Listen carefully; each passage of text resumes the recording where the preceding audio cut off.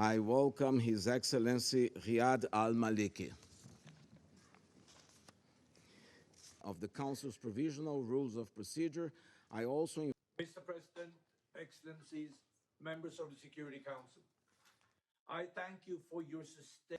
It is important to also recognize the attacks by Hamas did not happen in a vacuum. The Palestinian people have been subjected to 56 years of suffocating occupation. They have seen their land steadily devoured by settlements and plagued by violence, but the grievances of the Palestinian people cannot justify the appalling attacks by Hamas, and those appalling attacks cannot justify the collective punishment of the Palestinian people. We must demand that all parties uphold and respect their obligations under international humanitarian law.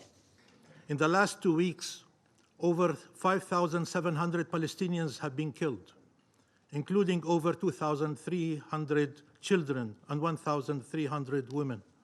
Compared to the population of Gaza, that is the equivalent of 145,000 British citizens or 700,000 US citizens.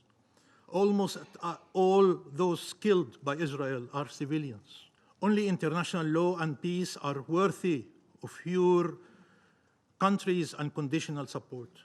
We don't only have the right to defend ourselves. We have the duty to do so. This is not a right. This is a duty. I want to speak to all of you and to tell you, the West is next. The West is next. The war which was imposed on us, there is no side. This war was imposed on us. Is not only Israel's war. It is the war of the free world. As President Biden has made clear from the outset of this crisis, while Israel has the right, indeed the obligation, to defend itself, the way it does so matters.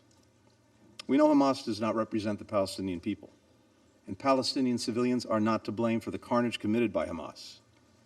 Palestinian civilians must be protected.